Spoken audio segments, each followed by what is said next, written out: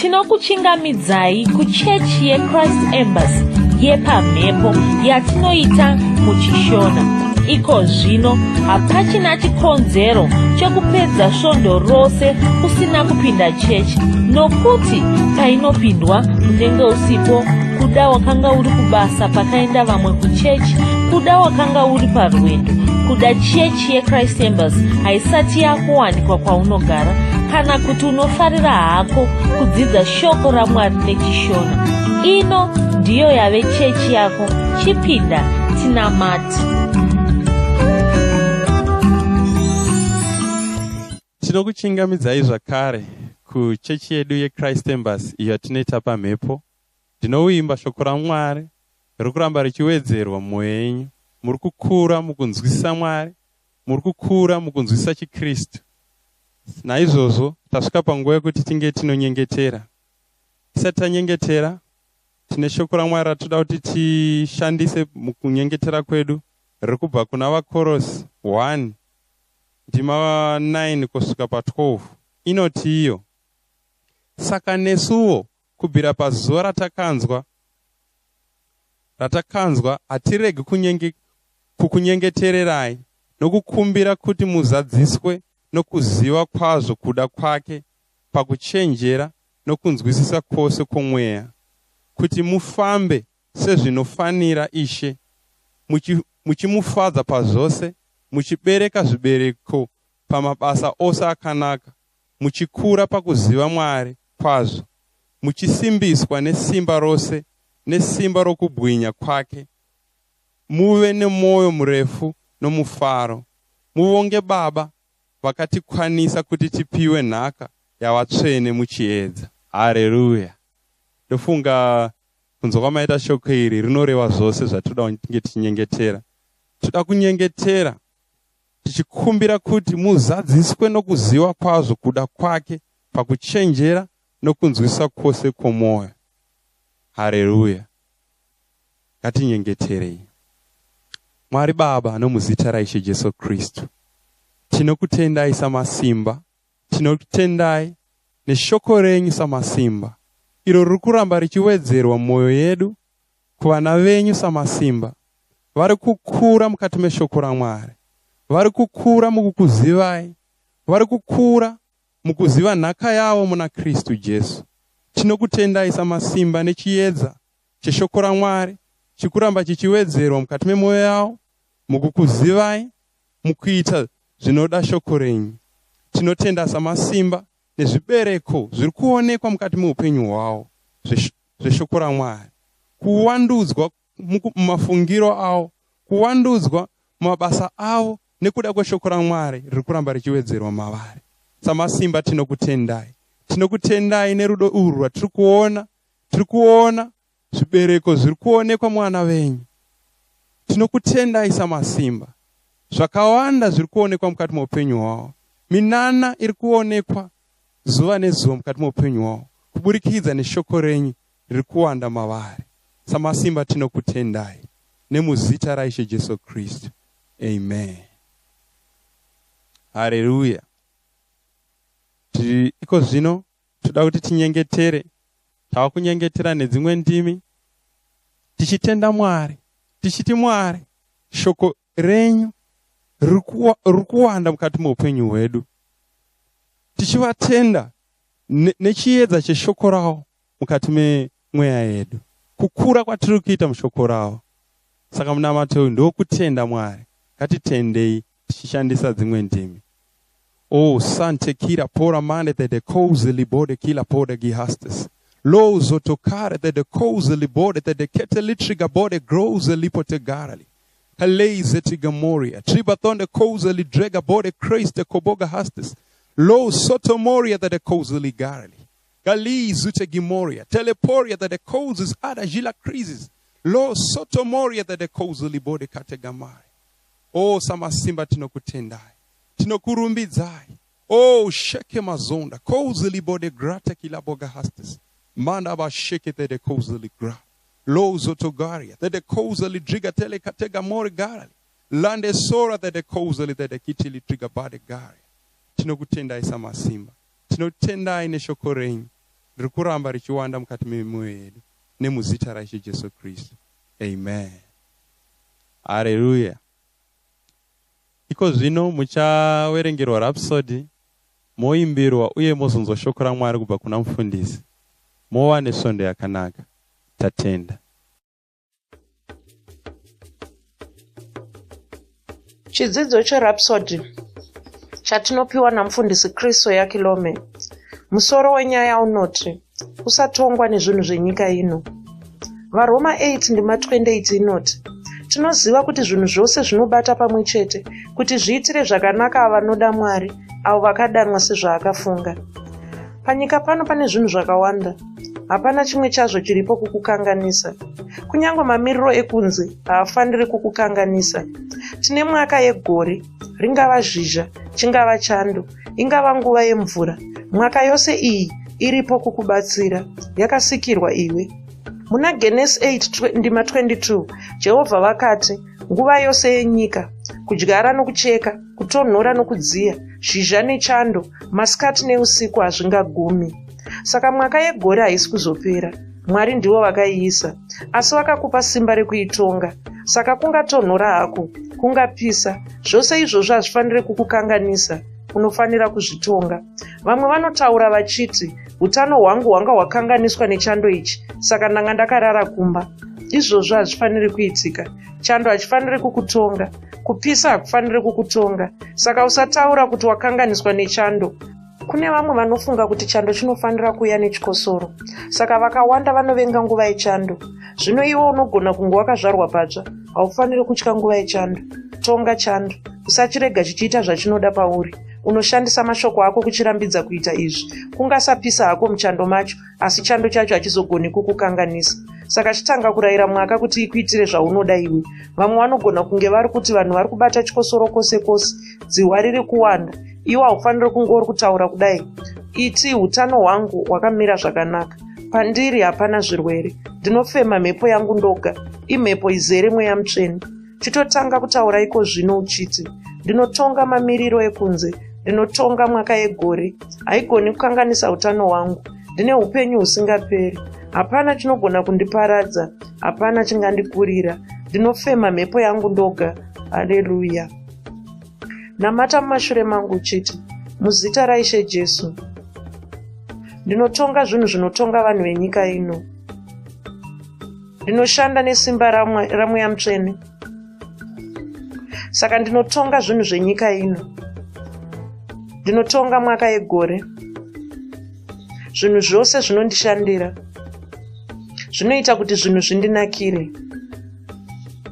Saka ndinokurira zvinhu zvenyika ino. Ndinopfuma, ndinobudirira pane zvose zvandinoita. Amen. Dzimwe ndima dzinotsigira chidzidzo chanhasi ndedzinoti Jobho 22 ndima 29, Marko 4 ndima 39 kusvika 41, naIsaiah 43 ndima 2.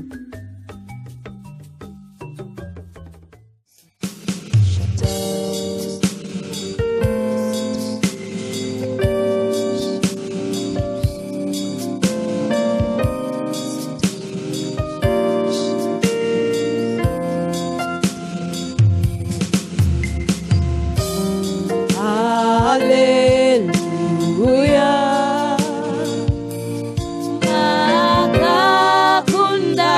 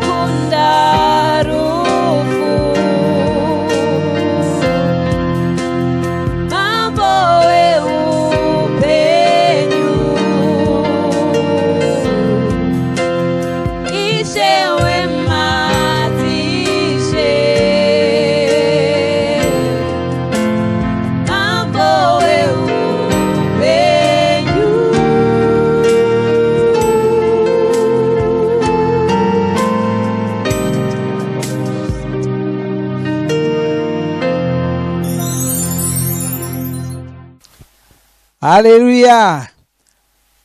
Makorokoto tinosangana zvekare pamunamato wedu weChrist Embassy watinoita pamhepo muchishona. Ndichikuchingamidzai chida kutenda mufudzi Chris Oyakilome vanova ndiwo mutungamiriri wedu, muprofita wedu, vanotipa mukana iwoyo kuti tisangane pamwe chete pamhepo tichinamata saizvozvi. Haleluya. Tinotaura tichiti hauchina chikonzero chokurasikirwa neminamato, chokushayikwa paminamato. Wava kugona kungotibata pakunamata zvisinei kuti wakamanikidzika zvakadini, waugona kupinda chechi. Haleluya. Chechi yakuuya panhare pako, yakuuya paredhiyo pako, yakuuya kuda pakombiyuta pako, chechi yakuuya ipapapo. Saka chirega kuti aiwa ndanga ndisipo, ndanga ndafamba, chechi yakutevera kwaunofamba ikoko. Zvinofadza sei? Shoko raMwari, sei Mwari vari kuita zvinhu izvi? Nokuti zvinhu zviri kuitwa naMwari panguva inoyi, zvinhu zvavari kuita panguva ineyi, zvinhu zvavanogona kunge vanga vasiri kuita pane imwe nguva yose. Sei vari kuita kudaro? Inyaya yokushanduka kwamazuva. Kushanduka kwamazuva tava kufanira, shoko raMwari rava kufanira kuwanda mukati medu. Mikana yedu yokunamata Mwari nokudzidza shoko raMwari nokuzvipa nguva yokunamata yakufanira kuwanda nokuda kwemazuva nenguva yatava. Haisi nguva yaunofanira kutandavara woshayiwa hanya nezvinenge zviri kuitika, woshayiwa hanya neshoko raMwari. Mona kuna vamwe vanhu vanogona kungoita mwedzi mitanhatu haana kumbopinda muchechi, haana kumbonamata, asi muKristu unoti unoda Mwari. ChiKristu chako chiKristu rudzii, unorarama sei kana uchiita zvinhu zvakadaro? Zvine njodzi. Saka Mwari vari kutsvaka mikana, ndivo vanoti vakutotsvaka mikana yokuti shoko rikasire kusvika kwatiri. Saka usatambisa mikana iyoyo, unozoshayiwa chokudavidza musi wavanokuvhunza vachida kuziva kuti sei wakanga wakanetera zvinhu kusvika pakadaro. Haleluya. Asi takataura tikati mufudzi Chris muprofita wedu vakatitaurira kuti mwedzi uno mwedzi wokunamata, mwedzi watinofanira kunamata. Mukaona Mwari vachitaura vane zvavakananga, vane zvavanoziva zviri kuda kuitika. Saka hatifaniri kushayiwa hanya nekurayira kwakadaro. Kana Mwari vati mumwedzi uno zvipei nguva yokunamata, zvipe nguva yokunamata. Ivo ndo vanoziva kuti sei tichifanira kunamata. Ivo ndo vanoziva kuti sei zvakakosha kuti tikoshese minamato mumwedzi uno. Usati ndichazonamata muna chikunguru, ini mwedzi wangu wokunamata ndigumiguru, ini ndinowanzonamata kana takupinda mukisimusi. Aiwazve, muprofita wataura inguva yokunamata.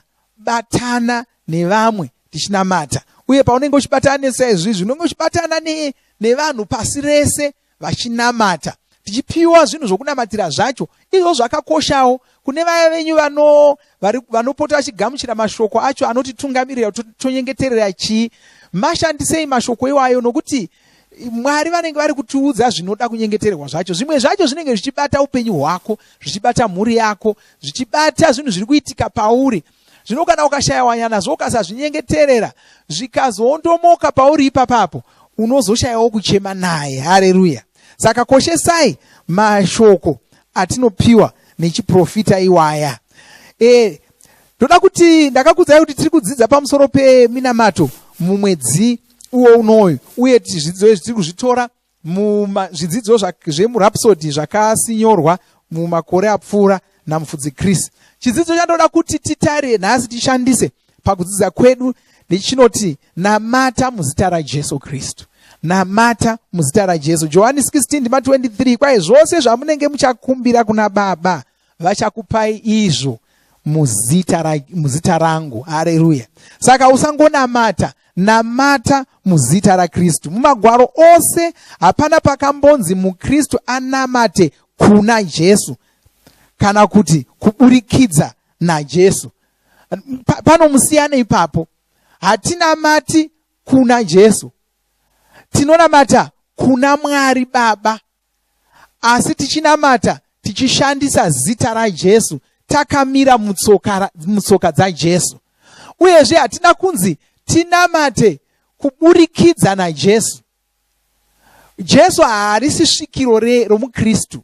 Kuna vamwe vanotora saizvozvo vanoti Jesu tisvitsirewo minamato yedu kuna Mwari kana kunani. Jesu harisi svikiro. Kana tichinamata tinopfeka Jesu, isu tisi tunoenda kuna Mwari. Mwari pavanenge vachitiona tichinamata vanenge vachitiona Jesu Kristu. Tinonamata takamira mutsoka dzaJesu Kristu. Haleluya. Saka chinodzidziswa neBhaibheri ndechokuti tinamate muzita raJesu, nokuti iyoyo ndiyo nzira yakanaka yokunamata nayo. Kuna vamwe vanhu, kana vamwe vanhu vachinamata unonzwa vachiti Ishe Jesu, ndinokumbira kuti mundipewo chakati nechakati muzita raJesu. Vari kukumbira Jesu muzita raJesu.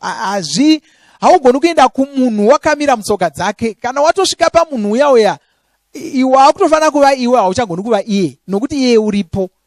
Unogona kutonomumiririra kana waenda kumwewo kwaasiri, akutuma kuti chienda kwakati wonondimiririra ikoko, ndokwaunogona kuenda muzita romunhu uyu. Kana wadzoka kwaari waakufanira kutova iwe, nokuti iye wavapo. Haleluya. Saka izvozvo hazvizvo zvazvinofanira kuita. Hazvina kunaka. Iwe haunamati kuna Jesu muzita raJesu. Haunamati kuna Baba hauiti zvokubatisa Jesu minamato yako kuti vakuendesere kuna Baba. Unonamata kuna Baba muzita raJesu. Iyo ndiyo nzira yokunamata inodzidziswa neBhaibheri. Unogona hako kuwadzana naJesu uchivaudza kuvada kwaunoita. Ndozvaunoita kuti Jesu ndinokunamatai makanaka. Asi kuvakumbira aiwa, Bhaibheri haridaro. Haleluya. Unogona kuvaudza zviri mumwoyo mako asi haunamati kwavari. Unogona kuvanamata asi haunamati kwavari, haukumbiri chinhu kwavari.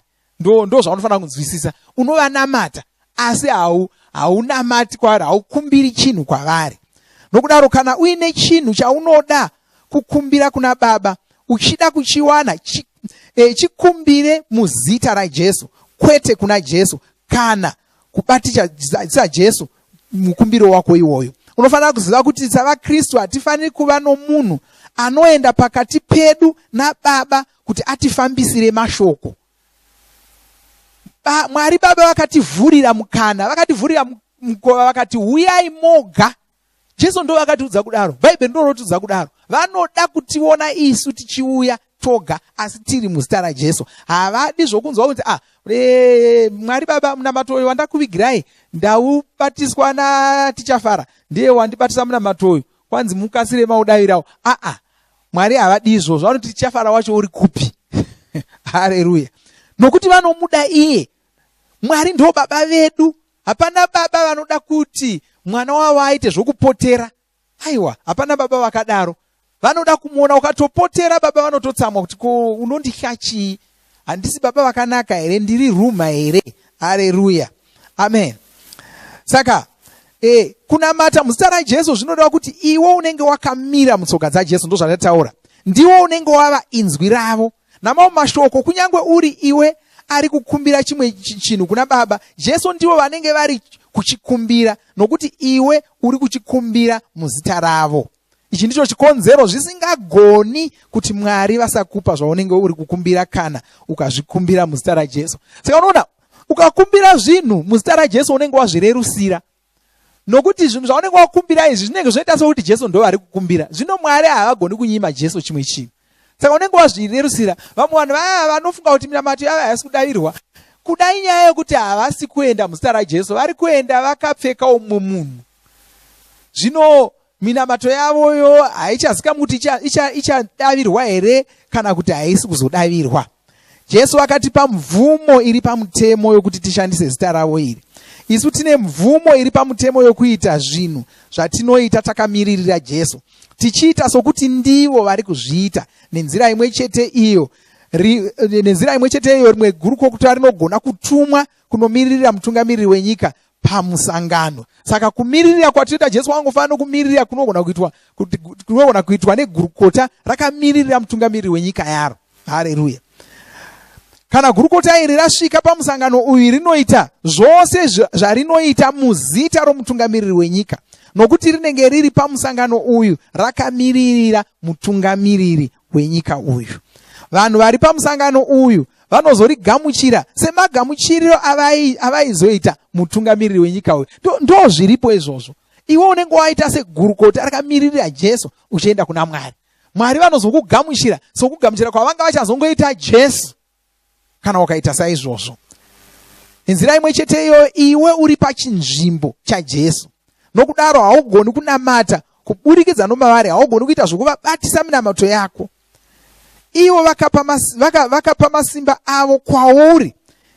Iwayo masimba avakagamuchira mushure mokumuka kwavo kubva kuvakafa, apo vakapiwa zita riri pamusoro pemamwe mazita ose. Haleluya.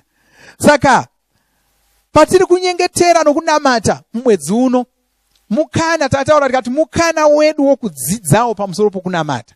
Usabuda mumwedzi unoyu uchiri kungotatarika nomunamato wako, uchiri kungonetseka nomunamato wako. Buda mumwedzi unoyu wakunzwisisa kuti Bhaibheri rinodzidzisa chii pamusoro pomunamato. Ndo zvatiri kutaura. Saka tasimbisa pazuva ranhasi kuti tinonyengetera takamira mutsoka dzaJesu. Patinenge tichinamata, paunoti Baba muzita raJesu, Baba vanhu vavatoona Jesu, havachatooni iwewe. Saka zvose zvaunenge wakuchitaura zviya zvaakutonyorwa unzi zviri kudiwa naJesu. Nokuti tisu takamiririra Jesu panyika pano. Ndo zvimwe zvaunofanira kunzwisisa. Jesu vakatimiririra kudenga, vari kudenga vakatimiririra. Isu tiri panyika. Kwanzi Baba sezvavakandituma, neni ndinokutumaiwo. Ndo zvavakatitaurira vasati vabva pano panyika. Saka pano panyika tisu takamiririra Jesu. Tisu tinoita zvaifanira kuitwa naJesu. Haleluya. Saka patinenge tichinyengetera, tichinamata, tichikumbira kuna Baba, tiri kukumbira tiri pano panyika. Zvatinokumbira Baba zviya zvine chokuita nebasa ratakatumwa naJesu. Ndosaka Mwari Baba vachiona Jesu patinokumbira zvinhu kwavari. Haleluya. Amen. Kuda mumwe ungabvunza achiti ako kana ndikakumbira zvinhu zvisizvo, aiwa, unowedzera kuziva shoko raMwari.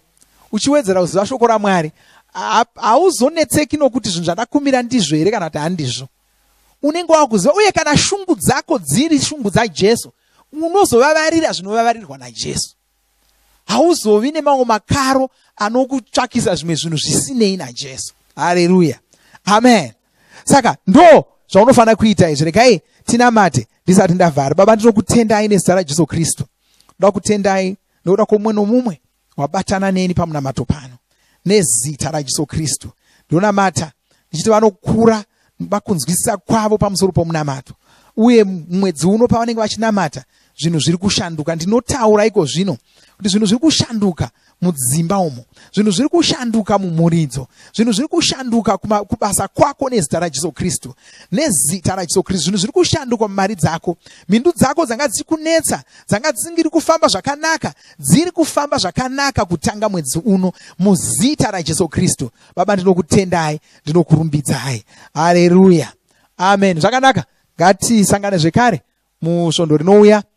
Musadarikwa nechechi. Takataura tikati chechi yakuuya kwamuri, hamuchina chikonzero chokudarikwa nayo. Amen. Tinovimba makomborerwa nemunamato wesvondo rino. Kana manga musati mazvarwa patsva, namatai mumashure mangu, muchidudza, muchirevesa. Taurai muchiti, Mwari vari kudenga, ndinouya kwamuri, ndinokoka Jesu kuti vapinde mumwoyo mangu. Ndinokumbira kuti Jesu vatonge upenyu hwangu. Ndinopupura kuti Jesu ndivo vavaishe wangu. Saka ndinogamuchira upenyu usingaperi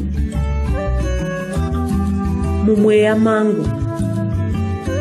Ndazvarwa patsva, ndava chisikwa chitsva. Ndinokutendai. Amen. Makorokoto mazvarwa patsva, tinokugamuchirai muchechi yeChrist Embassy. titumirei zita renyu nekwamunogara. Munogona kutumira iri SMS kana WhatsApp pa 0772 215 931 kana kutuma tsamba pa shona@gmail.com. Muchida kupa mpiro yenyu neEcocash, rovai namba *151*2*5*58225# motevera zvinenge zviri kutaurwa neEcocash ipapo. Kana muine nhare dzemazuva ano munogona kushandisa KingsPay kupa mpiro yenyu. Shandisai kodi inoti TNIOG nemavara makuru. Tinoda kukuzivisai zvinotevera. Mwedzi wa10, mwedzi wekunamata. Izvi ndizvo zvatikadzidziswa nemuprofita wedu mufudzi Chris Oyakilome. Saka mwedzi uno wose tichange tichinamata pamwe chete namufudzi Chris zuva rimwe nerimwe panguva dza12 masikati na10 manheru. Tinenge tiri kunamata kwezvinhambo 15 panguva idzi. Taurai nesu tipote tichikutumirai mashoko anokutungamirirai paminamato iyi. Musangano wevatungamiriri vemapoka emuchechi ICLC uchange uriko kubva musi wa21 kusvika 24 tichakuzivisai zvimwe pamusoro pemusangano uyu. Tinokurudzira kuti musadarikwe nezvidzidzo zverapsody. Zvidzidzei kuti shoko riwande mamuri mugone kumirisana nezvinhu zvinonetsa muupenyu. Musi wa8 chikunguru tichange tichipa mipiro yedu yenhendo. Tinenge tiri kutenda Mwari pamusoro pemwedzi 6 yapfuura mugore rino. Tinenge tiri kunamatawo pamusoro pemwedzi 6 yasara. Tiri kutarisira kuita mabasa makuru pamwedzi iyi. Gadzirai mari dzenyu dzenhendo mugodzituma musi uyu. Kana muine nhare dzeEconet muchida kupota muchiwana Rhapsody panhare dzenyu, tumai SMS yakanzi ROR ku 0772 166 928 tikunyoresei. Munamato uno munoubata pa WhatsApp, pa radio, pa YouTube panoti Shona Online Church, pa www.ce-shonachurch.org nepa vcc.rhapsodyofrealities.org. Tinokumbira mutizivise kana muri kutibata pane imwe yenzvimbo idzi. Kana pari pa internet munogona kunyoresa muchitipa zita renyu. Kana pari pa WhatsApp tinyorerei tigopota tichikutumirai zvimwe zvidzidzo kana kutitumira SMS pa 0772 166 928. Ivai nesvondo rakanaka. Mashoko eupenyu auya mutauro wako, mashoko anoaka iwe auya muruzi rwako.